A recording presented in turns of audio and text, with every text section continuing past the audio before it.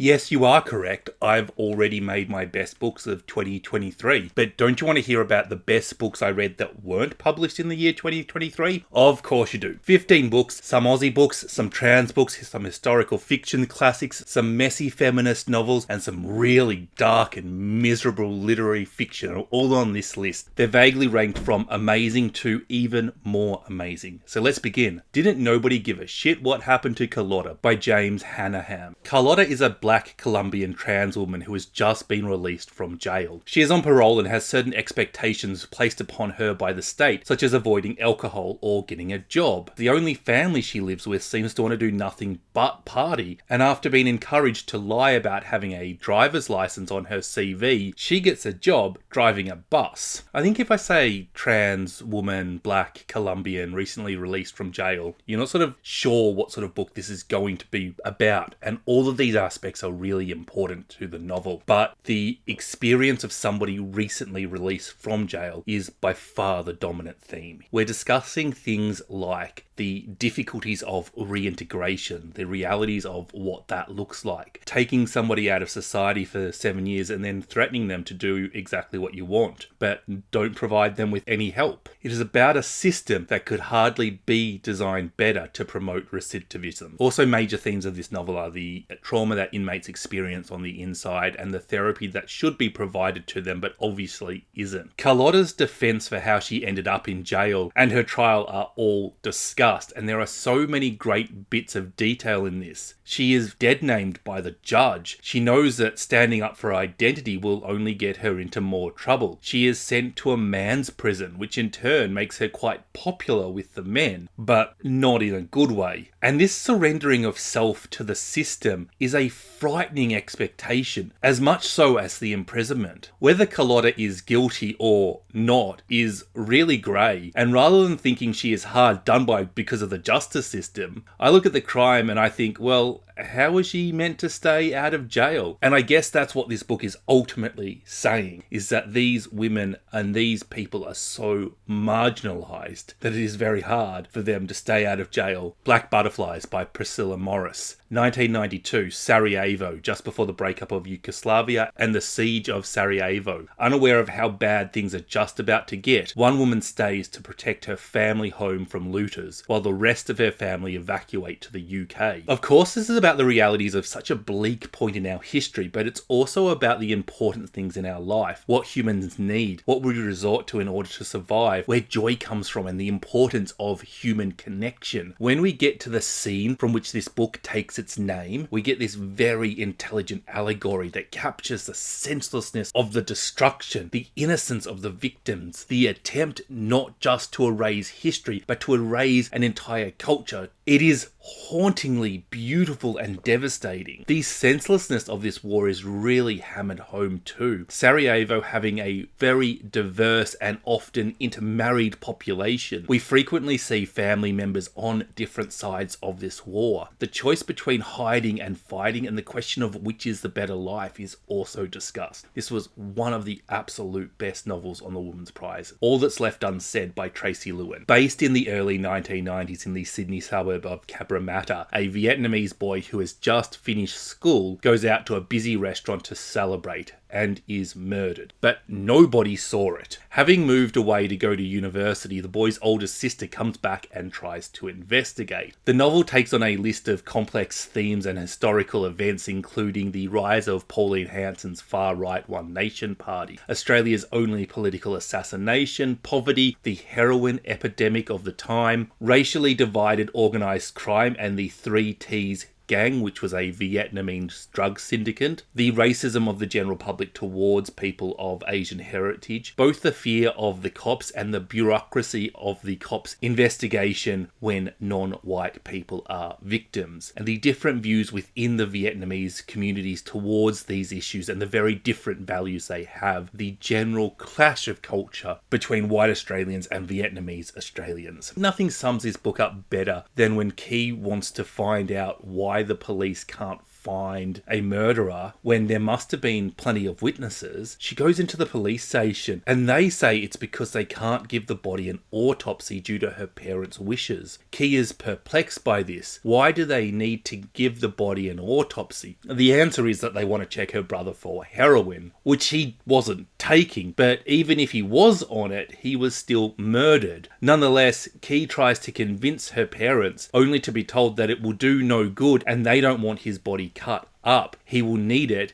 in the next world. Clash of cultures, that racism, the systematic prejudice of it all is so vivid here, and that is what this book is about. Yes, this is a murder mystery novel, but it is very much a literary fiction novel built around a murder mystery framework. Joan by Katherine J. Chen. This is a retelling of the bog standard Joan d'Arc story that you may or may not be familiar with, but with a simple feminist twist. Every time Joan does something amazing, wins a fight, climbs a pole, or is just generally strong, agile, or whatever, it is not attributed to her being touched by God or to her being a witch. There is no supernatural or religious explanation. Joan is just awesome. She's intelligent, she's strong, she's athletic, she's cunning, and she's kind. She's a strong woman. Chen's narrative then questions how history is written. Who gets to tell the story? How would it be different if Joan was John? This is quite a simple idea. We have seen a lot of feminist retellings before, but this book is like a really posh restaurant. The kind where the bill is so large you feel a little bit guilty because you could have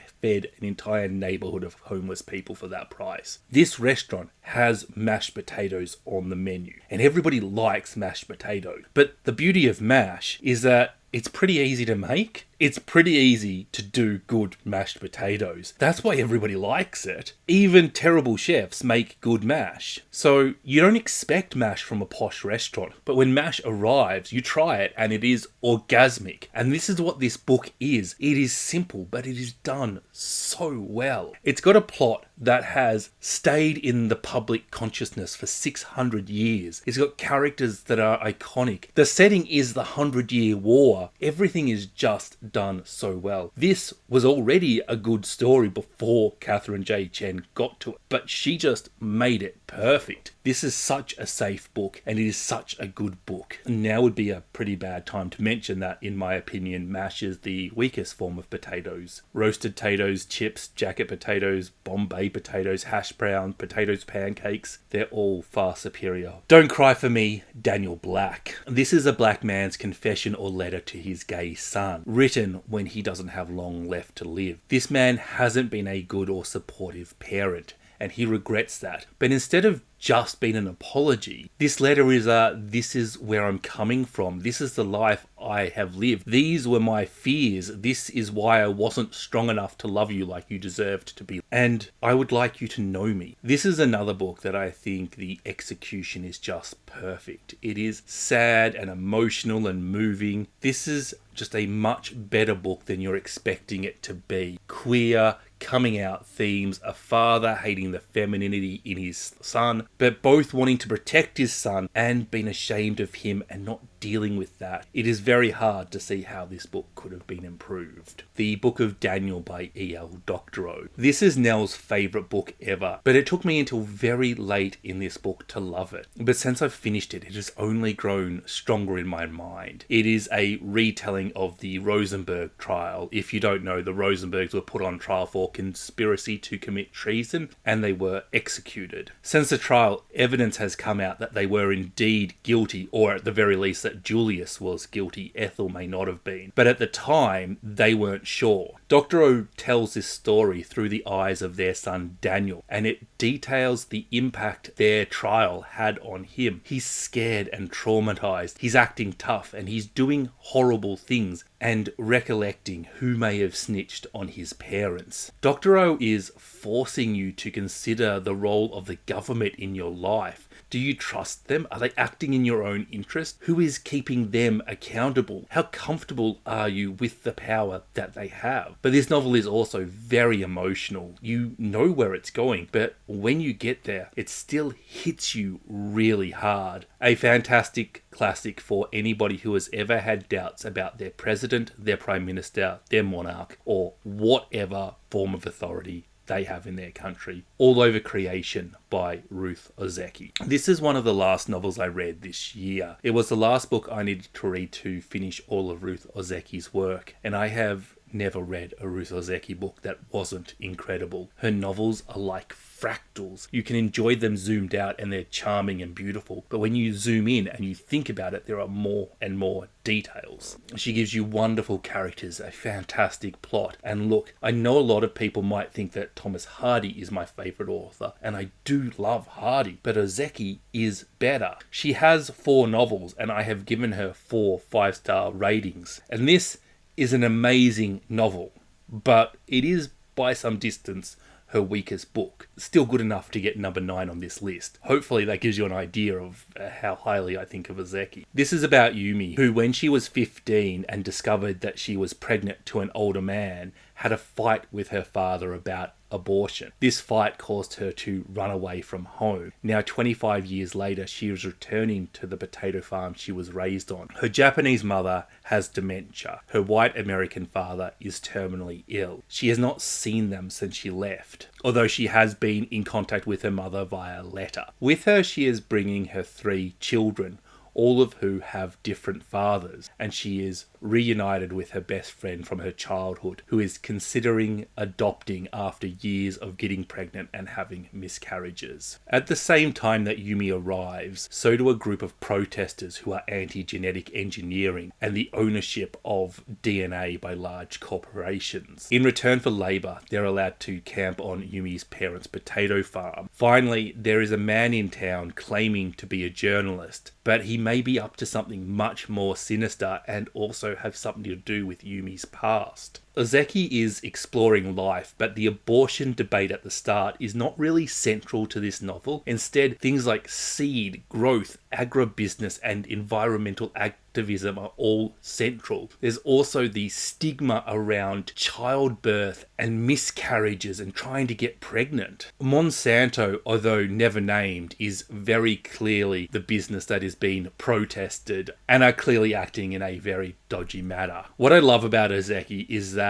she is one of these writers who doesn't make things up in her novel. Everything that happens also happens in real life. She just shuffles them in such a way that they make a story. When she explores life, it comes across as a spectrum of views and beliefs, the impacts that those beliefs have on people. She's not arguing a point of view. She's not saying you should be pro-choice or pro-life. I feel like she's on everybody's side and she's empathizing with all the views. With the big multinational in this book, everything done are real life things Monsanto has done. It's written very fairly. While your opinions on abortion won't impact your enjoyment of this book, your opinions on how big businesses should act and the responsibilities they have will definitely impact your enjoyment. Ozeki is exploring the differences and similarities between the aging baby boomer population and the youth. And in fact, the differences between all ages and generations. Racism is explored in every Ozeki book, as all of her protagonists tend to be half Japanese, half American. Responsibility, both personal and a broader environmental and cultural responsibility, is a major theme, as to our love, friendship, family, grooming, girls being intoxicated by the power of sex, and power in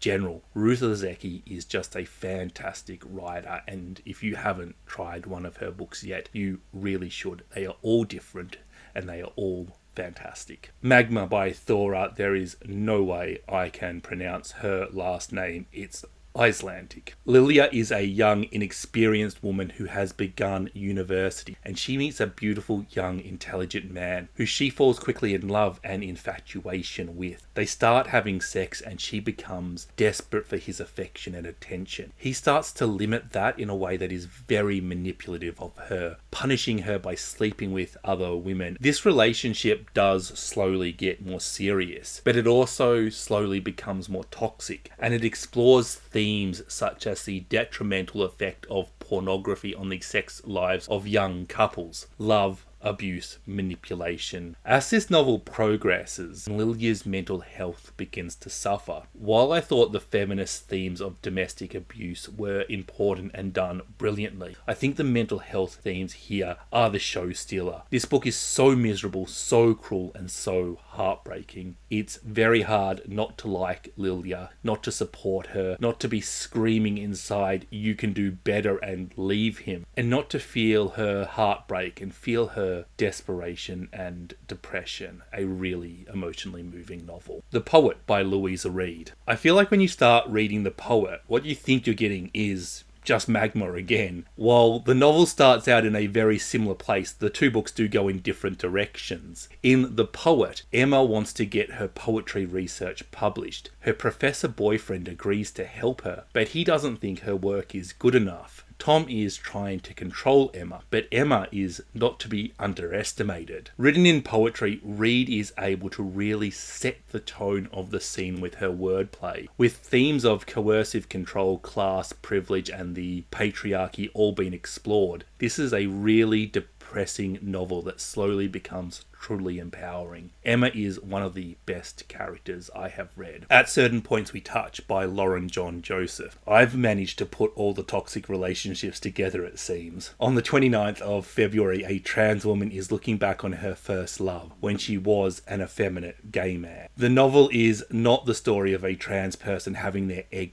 cracked. It is not a coming of age story, but is a first love story and a love triangles. Thomas is uncomfortable with his queerness. He is a gay man struggling to come to terms with his internalized homophobia. And this bubbles over into his relationship with our narrator. He interestingly doesn't like effeminate gay men. He is transphobic, but all of his relationships are with effeminate men, which is weirdly self-sabotaging and also brings up the themes of prejudice within the gay world towards people that stray from traditional gender roles. If you examine this novel through an intersectional lens, it is amazingly feminist. Friendship is such a strong theme and a wonderful theme in this book. Told 10 years after our narrator meets Thomas and 4 years after Thomas has died, grief is also a major theme, as too is looking back and art. Thomas is a photographer and our narrator is a writer. It talks about needing to write. All of the art stuff is really meta. The frame through which we see the photos, who is writing the story, and how that affects our point of view. A stunningly beautiful and complex novel. One of the best queer novels I have ever read. Well, I've got 5 books to go, and within my top 5, I've got 2 books that I've not yet discussed on this channel before. 2 big surprises for you all, but before I reveal them, I would love to thank my wonderful Patreons for their support. I've had a few new members join up in the last few weeks, and that always makes me happy. Thank you to Caitlin, Holly,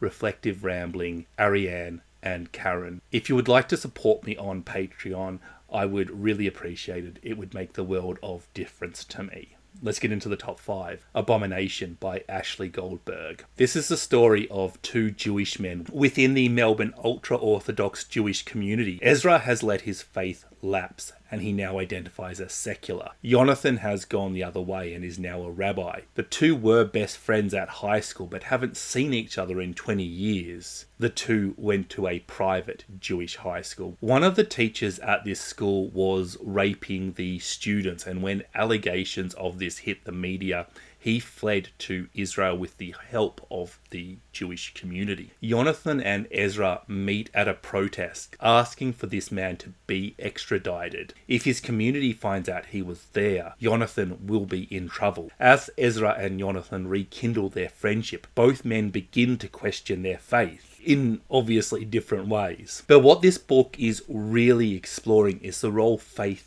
plays in people's lives. Both what people are missing when they cut it out of their lives, but also the dangers in not questioning it enough and the identity that is attached to having a certain faith. Ezra's partner very much exoticizes him, getting turned on when he translates Hebrew. Jonathan can't trust his wife not to report him. He has assumed her position based on her father's position within the synagogue. When Jonathan learns what her position really is, it is surprisingly complex and gives gives this book a real feminist twist. I was absolutely blown away that this was a debut author, that Goldberg can so expertly explore the intersection of faith and identity, and also be able to handle abuse, trauma, mental illness, racism, the role of women within Judaism. This is such an incredible book. I can't wait to see what he writes next, and I've only told you the tip of the iceberg of what is in this. Pick this one up, it is fantastic. Echolalia by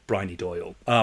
Wow, I haven't reviewed this book on my channel yet, and if you are a misery reader, if you like themes of mental illness, domestic abuse, and just really dark stuff, turn this review off now, buy this book, borrow this book, steal this book. This is a book that will hit you so hard in the chest that your heart will stop for a moment. Narrated in 2 sections, before and after. Before, Emma has married into the perfect life, but she is struggling to cope. 3 children, a cold husband, and a mother-in-law who is the family matriarch. Her oldest child, 4-year-old Clem, is acting very precociously. Arthur is not talking at all and he's 3, while baby Robbie is perfect. All over the town in which she lives, her property developer, husband and his family buys up the land in order to transform them into cheap flats to sell to people that they openly hate, such as Emma's family. After, Clem is a young artist who returns to the same dark themes over and over again, and an unnamed woman is released from state care. Classism, climate change, mental illness, grief, family, motherhood, identity, gender roles, domestic violence, safety and tragedy are all major themes in this novel. If you liked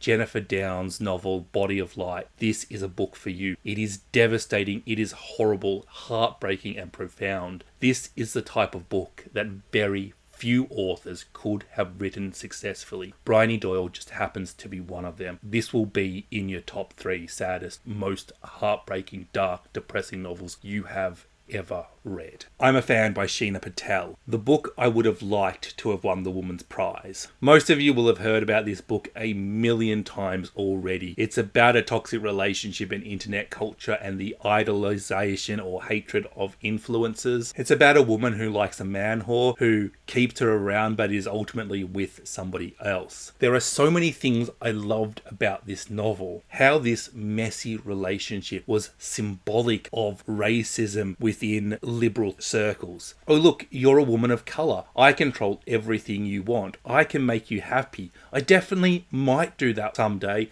I'm working towards it. That was a fantastic political allegory. I love how the power dynamic in this novel occasionally shifts. There is one scene when this man and woman are having fun and they're wrestling, and she pins him and straddles him and hurts him just a little bit and lets him know that she is stronger than him and in a position of power. And she plonks her private parts over his private parts. And she is super aware that what she is doing is sexual assault. But she's been fun and sexy and keeping it all grey just so he can't be sure exactly what's going on. Flipping the way the characters were behaving in that scene. This book makes comment on performative allyship, on the conflicts between Indigenous right and capitalism, on power and on wealth. It is sort of a stereotypical messy girl novel, but really thematically turned up. This is doing so much. Everything in this book really works. Everything is there for a reason. It is exceptional. When things are alive, they hum. Hannah Bent. This was my best read of the year at the halfway point, and it's another one of these books that does what it does exceptionally, and one of those things is to break your heart. This is about 2 sisters. Marlowe is just beginning her career as a research scientist in London when she returns to Hong Kong to be with her sister Harper, who both has Down syndrome, something she calls the Up syndrome, and who has a faulty heart. Harper is being refused an organ donation. While the doctors never say it, it is very clearly because Harper has Down syndrome. There are limited hearts available, and the doctors don't think that her life is as valuable as other people. Harper doesn't want a new life anyway. The heart is what you love with, and she loves her sister, father, and boyfriend. If she has a new heart, she might not love them anymore. This setup really forces you to question bodily autonomy, guardianship, and the role of carers, the impact of different people on society. Harper works as an assistant in a library, a job that isn't unusual for somebody without Down syndrome to have, especially somebody of Harper's age. Why are they considered more valuable to the Doctor? What is the prejudice here? How do we value a life? Especially in a situation where we need to triage organs, where some people are going to miss out, some people are going to die. Why are organs so short? Down syndrome is obviously another topic explored in this novel. Bent herself is the younger sister of a woman with Down syndrome, and Harper's boyfriend, who also has Down syndrome, is both hilarious, and the contrast between him and Harper shows us how different people with Down syndrome can be. I particularly enjoyed the scene where somebody explained to him that Harper needs a new heart, and he said, "I know," ran out of the hospital and returned with a pig's heart from the butcher. Bent turns this comedic scene into something really sweet when Harper explains to him it's a pig's heart and not a person's heart, and that she doesn't want it anyway because her heart loves him, and she doesn't want to be in a world where she doesn't love him. They both solemnly agree that this is correct. Family, relationship, and grief are all explored. The family lost their mother a few years back, and it is only natural that this event brings up unresolved issues. The black market for organ donation is something I didn't know about coming into this book, and that is frightening. While this book was already incredible, and even without this would still be in the top 5 on this list, learning something new and something this big really elevated my experience. A book I really struggle to see people disliking. It has a strong plot, strong characters, writing, setting, and really interesting themes, and it is both heartwarming and heartbreaking. Fain by Anne-Marie MacDonald. I think this is the perfect historical fiction to read, either at the beginning of or just prior to Victober. This is a novel that explores betweenness, being both identity, self-determinism. Fayne is between Scotland and England. A long disputed claim exists on both sides of the border. Charlotte Bell is heiress to Fayne. Yes, that is a Bronte reference. She lives there with her father Henry, who is constantly living in mourning for the loss of his wife and son. Charlotte would like to be a doctor, being incredibly smart, but because she is a woman, she is denied school. Charlotte petitions her father for a tutor. Charlotte is also curious about her mother and proceeds to investigate. And here's the thing that I think is so good about this book. This is a fantastic literary fiction novel about identity. It is also a feminist historical fiction, and it is a twisting mystery novel. The scope for the enjoyment of this book is so